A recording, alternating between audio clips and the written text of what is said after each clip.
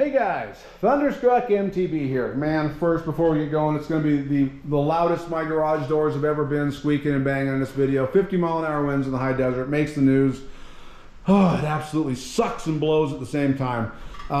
Second, the bike, as it sits here in this video, and me, the rider, as I speak in this video, the rider, all of the stats for both of us are listed down below in the video description. Everything you possibly wanted to know about the bike is down there. Check it out.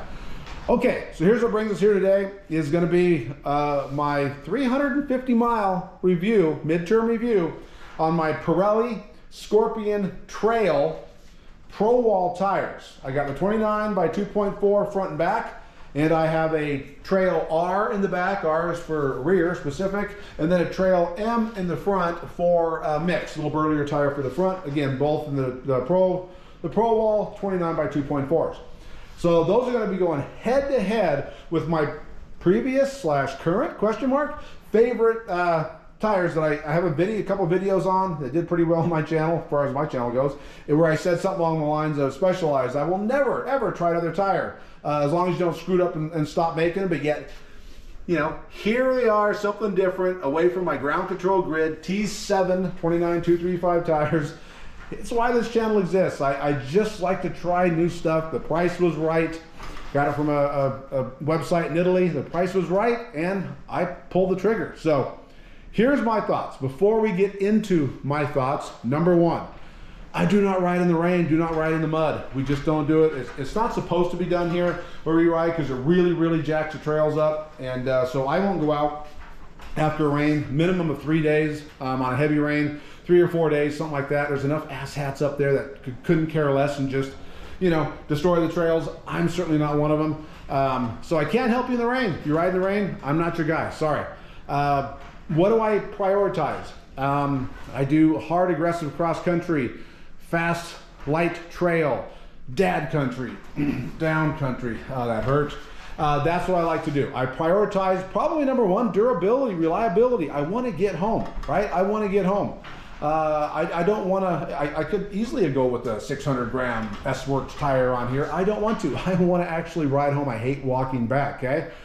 Rest of it, I want all of the things. I want them to roll fast. I want them to grip hard on a lean angle. I want them to grip hard on braking. I want everything just like you all do, but I realize I can't get everything. But I do prioritize durability and reliability, number one. Probably number two, feel in terms of damping. How does it feel on the trail? Is it squirm? Is it wallowy? Does it bounce? Things like that would be number two. Number three is rolling resistance, but it's kind of down below number two. And then kind of all of the traction is just right behind rolling resistance. Maybe all grouped together. Okay, that's kind of what I'm looking for. Okay, 210-pound rider here. So let's get after what I think about this setup versus a dual ground control grid T7 setup front and rear. First, the specs before my subjective yammering. First, the specs. They're all plus or minus like 902 to 920 grams, pretty much all four tires. You're looking at not enough to worry about. My scales, the M was like 902, and the R I think was 924, something like that. I'm guessing just because it's got more of the center stuff going on back here for rear specific, but it doesn't really matter. They're all plus or minus close enough. These have more volume. The Pirellis have more volume. These are right at 62. I'll do it live on camera, see if I can, there it is. I just kind of go across the whole carcass, right? I'm not gonna go to the end knobs, okay? Like, what are we at here? 6283. So these are a little more on my 30 mil ID rims, internal dimension rims. These are, you know, plus 62. The ground controls, they're in the mid 61s. I won't do it again, but these are mid 61s consistently. Again, on a 30 millimeter wide rim here, and these are on a 30 millimeter wide rim as well. So these are a true 2.4 and a half, and these 2.35s are actually, well, a 2.4. So they both do a great job in blowing up as spec'd. Hey, Maxis, are you listening to that? Give that a try for once in your freaking life. I digress. Okay, so they do a real good job there. Those are your facts. Those are your widths. Those are your weights. And now the rest is going to be my subjective opinion. So first, let's go on durability. I'm 350 miles in. Okay, this is the rear tire. So there you're looking at your braking angle, your braking edges. Okay, so there's your braking edges of the rear, and there's your drive edges, climbing edges there. Hope that comes through on camera. Just looking at it, I'm going to guess I am not quite to the halfway point based on my experience with the ground controls. Ground controls, I always get at least 700 miles, minimum 700. Anything under 700, you're not going to stay on the bike, okay? I will change ground controls, 700 at the earliest. I've gone as high as like 850, something like that. So again, we're at 350. Here's the front mix. This thing is just vicious. This thing looks really good in terms of knob, very little to no wear on the front. 350 miles. Crappy light in here. Need a better studio. Nothing to speak of in terms of sidewall issues at all. No sealant weeping, no cuts, no tears on rocks, nothing like that. The same though can be said for my ground controls. Okay, same can be said. These guys do really well with no cuts on the grid here, on the grid sidewalls. These guys do a great job as well. I'm going to tell you this, that's the kind of the durability. These ground controls have proven themselves, however. They can go 700 of my miles on that rear without even flinching, and I can make the 850 if I really want to try to milk that last one where there's just very little tread left. This one here still has to prove its worth, right? We're at the 350 mark, just a tad over, like 355, I think, 354. We're going to say 350 is where I'm at on here. So we are at the halfway point for me, minimum, and everything, this video could change in a heartbeat if the reliability suddenly falls off the cliff, right? If suddenly this rubber deteriorates so bad, I start getting weeping around with sealant on the sidewalls. If I start getting punctures, if the tread just, starts tearing, disappearing, then there will be a second video long term, and these tires will find their way back off the bike, okay? So there you go, kind of for durability so far after 350 miles. Feel. These Pirellis are a little more damped. The sidewall is a little stouter. I'm going to put it in Maxxis realm. These, to me, feel more like what I would guess, because I don't have any experience, but I would guess an EXO Plus would feel like, where these would be like an EXO, if that makes sense. It's not dramatic, it's subtle, but I could feel it. I could feel it. I'm running the same pressure for both. I could definitely probably take away a PSI front and back over here. 210 pounds, I'm running 21 in the front, and I run 25 in the back, and I do so with my cool little Silka pump here with a digital gauge and the Clik valves and stuff, which is pretty cool. I'm not a rim dinger. I don't like to. I've never broken a rim in my life. I've bent wheels, but I've never broken a rim because I run too low of air pressure. That's just not something I do. So I'll always err on the side of a little bit too much pressure than I will ever pinch flatting or damaging a rim. I could probably go down a PSI on this and go maybe 20 in the front, 24 in the back. I'm not going to risk it. These overall feel a little bit stouter, and I got something over here. Here's I don't know, he only has about 100 miles on it. The ground control, he's holding his own weight up, but look at like at the 3 and the 9. See how he's kind of pinched and he's kind of sagging? Okay, well that's a heck of a lot better than a cross-country tire would ever do, right? But a double down or a downhill tire would hold its shape like a car tire. These guys wouldn't have that 3 and 9 pinch like we saw back there. They still might have it, but it would be to a less of a degree, if that makes sense, if that's more of a visual that you can kind of get your head on. Overall though, both are close, both are it's a subtle advantage over to here for the Pirelli Scorpions. Here we go now where it loses. This is going to be where this combo loses to the Specialized, and it's simple. It's rear wheel grip in terms of climbing.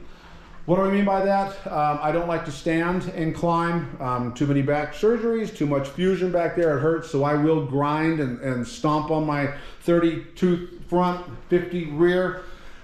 And we have some really steep, punchy climbs, maybe only like the distance of my garage here, 50 feet the most across, something like that. But they're really steep, they're hard to get up, they're slippery, loose over hard desert stuff. And in that scenario where I'm seated and really trying to put it down, these guys don't have quite the grip in the rear here as a set of these guys do front and rear.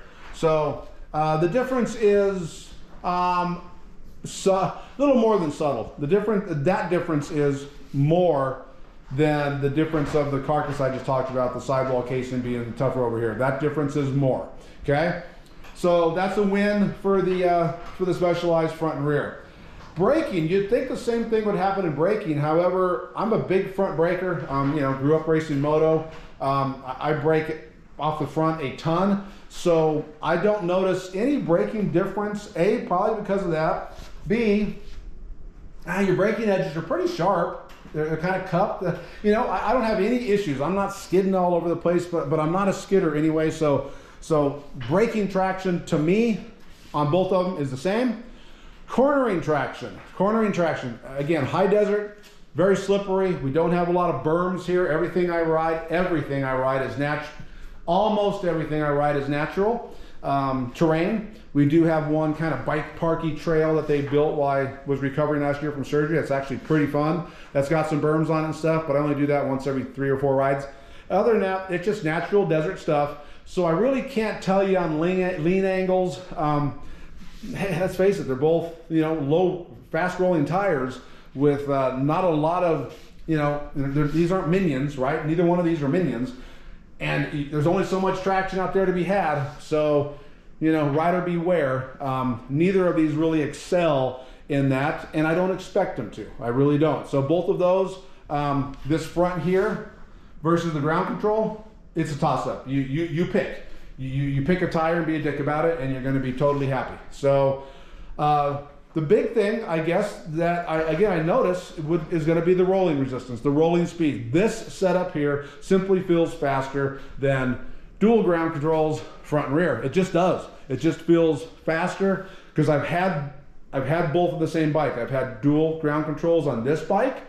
And not with this wheel set though, that's unfortunate, not with this wheel set. I had them up there with my Reserve 30 SLs up there, but not with these guys. So maybe I'll go back and forth and try here once these wear out. But yeah, these feel faster, and I would give the nod to there. So at the end of the day,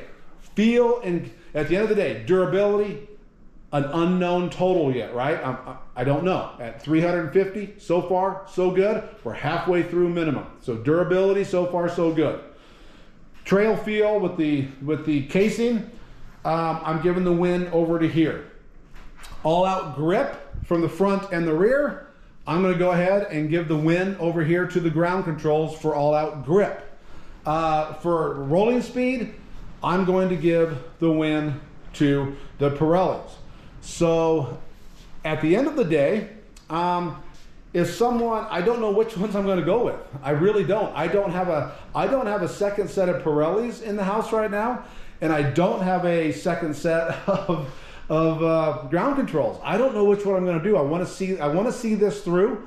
I'll make up my mind if I start sniffing 600 miles and these are still looking like the rear is still looking like I expect it to look, I'm probably going to go with these again. I think these with that rolling speed and the trail feel those advantages are bigger than the loss of traction I will get putting the power down up a steep climb. Okay, so again, you win some, you lose some. Everything's always about compromises, and I think right now as I sit, assuming we're going to get through the lifespan of this tire, I believe I'm going to get another set of Pirelli Scorpions. So yeah, that remains to be seen. There will be a second video up here at the end of this tire's life. Hopefully it's not for quite a while. I'm heading down to Australia here, so I'm going to be losing a month of riding this bike coming up in the middle of summer, so it's going to take me a little bit longer to get to my 800-ish miles than it might. I'm going to lose about 150 miles in the summer there, but I will get to it by the end of the year, and then we'll see what comes out the winter. Right now, you can't pick a set of tires of one of these two for the discipline, for what I'm looking for where I ride, for what I want out of either one of these two bikes. You can't pick a loser, right? Again, just pick a set, defend it to the living death, and go from there. But right now, Pirelli Scorpions are ahead, and it's just by a wheel, man, a photo finish at the light. Let's see what durability and how that goes. So, if you have any questions, by all means, hit them up in the comments. Check specs of the bike, check weight of the bike, all below in the video description. Other than that, I hope you guys heard me over these freaky indoors, and hope you guys are out, have a good time, ride your bike, and we'll talk to you in the next one pretty soon. All right, guys, see ya.